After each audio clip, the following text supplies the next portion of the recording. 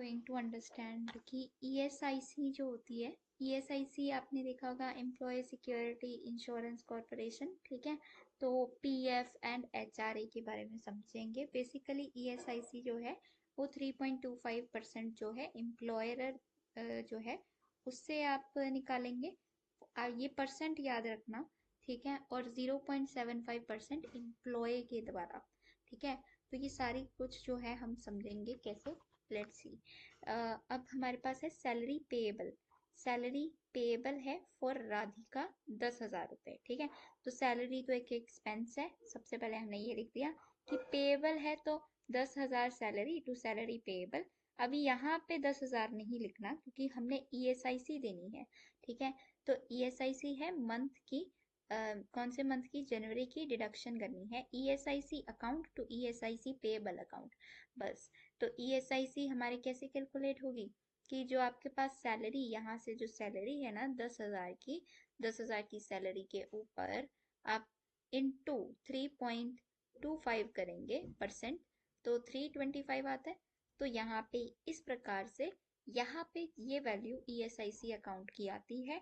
और ESIC payable में आपने 4% यहाँ पे लगाना है। आपने यहाँ पे 0 वो वाला नहीं लगाना, बिकॉज जब आप इसे माइनस करेंगे जो सब कुछ होगा ना लास्ट में, जो आपका कैलकुलेशन होगा, तो उसमें ये सारा कुछ सही तरीके से इसी तरीके से आएगा जब आप 4% यहाँ पे रखेंगे, ठीक है। 4% मतलब यहाँ पे 4% किसका, 10,000 का, ठीक है। तो ये इस प्रकार से हो जाएगा, ठीक है।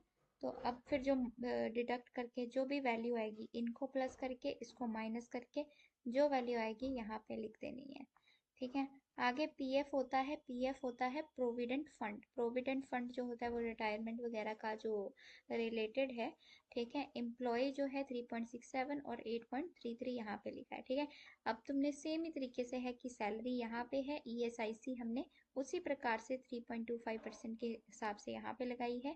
और पीएफ जो है प्रोविडेंट फंड 8.33% यहाँ पे। और यहाँ पे कौन सा बचा, 3.67 है ना, पर हमने इन दोनों को ऐड करके क्या बनता है, 12, है ना। तो 12% जो है हमने यहाँ पे लगाई है, किसके अगेंस्ट, 10,000 के। तो यहाँ पे 1200 आया। और इन सबको ऐड करके, इन दोनों को ऐड करके, इन दोनों को ऐड करके, तीनों को ऐड करके इन दोनों को माइनस करना है at the end, so that कि ये वैल्यू आ जाए, ठीक है। आगे हमारे पास एचआरए है, हाउस रेंट अलाउंस होता है। इसका मतलब ये बहुत अच्छा कंसेप्ट है।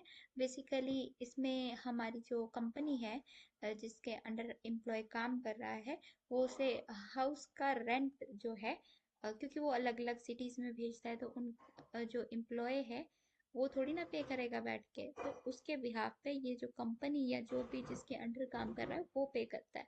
तो ये डिसाइड करते हैं कंपनी वाले ही, इसकी परसेंटेज डिसाइड करते हैं। तो यहाँ पे आपने एचआरए यहाँ पे डालना होता है। और इसका कोई भी एचआरए पेएबल वेबल अकाउंट नहीं बनना, यहाँ पे बस एचआरए अकाउंट आएगा। जे कोई कन्वीजनेंस कोई खर्चा है वो भी डेबिट हो जाएगा, दैट्स ऑल, ठीक है। आगे हमारे पास जो नेक्स्ट है कि ये है लेजर बुक, लेजर है, ठीक है।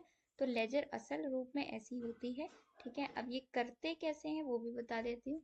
लेजर जो होती है यहाँ पे उसका अकाउंट का नाम लिखा जाता है, ठीक है। आगे मंथ लिखा जाता है। और पर्टिकुलर्स, पर्टिकुलर्स मतलब मीन्स के मान लो कि आपके पास लेजर अकाउंट है किसका, परचेज का लेजर अकाउंट है, ठीक है। तो या सेल का नाम दे देते हैं, तो सेल का जो है लेजर अकाउंट है, ठीक है। और यहाँ पे आपने सेल्स का लेजर अकाउंट है। और इधर जो है आपके पास है आएगा, जैसे कि तारीख कितनी थी उस वक्त एंड ऑल, ठीक है। कि बाय सीएम नंबर ये है या बाय बिल नंबर ये है। यहाँ पे फोलियो होता है, इसके इसको बोलते हैं, ये जो लेजर होता है ना, यहाँ पे इसकी वैल्यू इधर जाती है, रुको, इस यहाँ पे जाती है फोलियो, यहाँ पे देखो 62 लिखा है ना, तो वहां पे 62 जाएगा जी, आप इसकी एंट्री यहाँ पे डालते हो, ठीक है। तो ये बस पेज के ऊपर नंबर लिखे होते हैं सो दैट आप कंफर्म कर पाओ एट द एंड, ठीक है। यहाँ पे वैल्यू लिख देते हैं, ठीक है, एट द एंड। फिर यहाँ पे हम बैलेंस निकालते हैं कि कितना हुआ है, तो यहाँ पे लिख देते हैं वो। तो बस इसको एज सिंपल एज दिस ऐसे ही करते हैं, ठीक है। अब जो कैश बुक होती है वो भी सेम ही है। जैसे हमारे पास कैश बुक में क्या करना है, ये जो हमारे पास कैश बुक है, कैश बुक में एंट्री कैसे पड़ती है बेसिकली, यहाँ पे परचेज लिखा है, जैसे आपकी एंट्री है, ठीक है, या ये वाला डेबिट साइड है, ये वाली क्रेडिट साइड है, ठीक है। तो यहाँ पे आपने परचेज लिखा है, ठीक है, परचेज है 10,000 की, SGST CGST ये दोनों सेम अमाउंट है, ठीक है। टू बिल नंबर, बिकॉज ये एक उधार पे परचेज की गई है, तो हमने यहाँ पे लिख दिया, तो ये हमारा क्रेडिटर है, ठीक है, हमने यहाँ पे लिख दिया। फोलियो इन द केस, जैसे यहाँ पे देखोगे ना, फोलियो इज दिस वन, ये वाली रकम को बोलते हैं, जो आप लेजर पे लिखोगे ना तो आपको यहाँ पे मिलेगी, ठीक है। जब आप इसे पहले कैश बुक पे लिखते हैं, ठीक है, फिर उसे लेजर में ट्रांसफर करते हैं, ठीक है, तो फिर बाद में यहाँ पे फोलियो फिल किया जाता है, ठीक है, कि इन केस आपको मैच करना है या कुछ भी ऐसा, तो वो वहां से मैच कर पाओगे, ठीक है। बाय यहाँ वाली साइड होता है और टू यहाँ वाली साइड होता है, राइट हैंड साइड, इसको डेबिट साइड बोलते हैं, ठीक है। तो यहाँ पे टू लिखते हैं ये, और यहाँ पे बाय लिखते हैं, बस इसमें यही बात होती है। यहाँ पे जो बैलेंस आता है ना लेजर का, जो आप इधर लिखते हो, जैसे मैं यहाँ पे जो बैलेंस आया मान लो, ठीक है, बैलेंस कैसे आएगा, जो डेबिट एंट्रीज हैं उनको प्लस करना, क्रेडिट वाली को माइनस करना, या जो भी इन केस बनता है, ठीक है, एज पर द अकाउंट बनता है। जैसे कि मेरे पास परचेज अकाउंट है, मान लो ये परचेज अकाउंट है, तो परचेज में वैसे तो डेबिट बैलेंस होता है ना,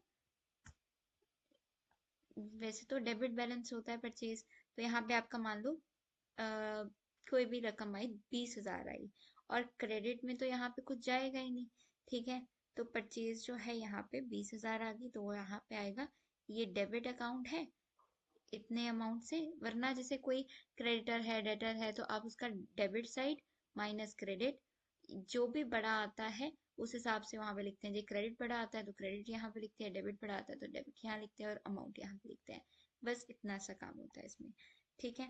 आगे इसका जो ये बैलेंस होता है ना, ये वाला हिस्सा, इसको ट्रांसफर किया जाता है कहाँ पे, ट्रायल बैलेंस में। पहले कैश बुक बनाई, फिर हमने लेजर बनाई, और फिर क्या कहाँ पे पहुंचे, ट्रायल बैलेंस में। ट्रायल बैलेंस का बहुत सिंपल सा फॉर्मेट है यहाँ पे ना, ये रहा ट्रायल बैलेंस का फॉर्मेट, क्या है, बहुत सिंपल है। आप यहाँ पे पर्टिकुलर लिखना है, डेबिट क्रेडिट लिखना है, ठीक है।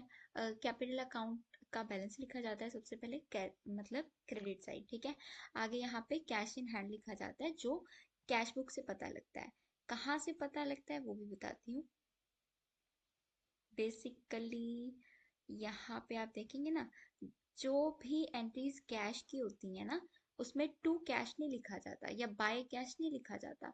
सीधा मान लो परचेज हुई है कैश पे, मान लो ये क्रेडिट पे नहीं थी हुई, ठीक है, तो परचेज SGST CGST, तो ये वाली अमाउंट सीधा हमने यहाँ पे लिखनी थी, ठीक है। और एट द एंड इन सबको प्लस करके, है ना, आप जब माइनस करेंगे इस सभी में से, ठीक है, तो आपका जो बैलेंस बचेगा ना, असल में कैश का बैलेंस डेबिट में ही बचेगा, ठीक है। तो वो आपका यहाँ पे अपने डेबिट साइड लिख देना है, बस कैश का बैलेंस, ठीक है। फिर आपकी सेल्स परचेज लिख देनी है, बस। आगे जितने भी अकाउंट्स आएंगे, फिर ये दोनों मैच होने चाहिए। क्यों, ये अर्थमेटिक एक्यूरेसी चेक करते हैं, मतलब डेबिट इक्वल्स टू क्रेडिट, ठीक है। बस ये चीज़ आपको ध्यान रखनी है इसमें।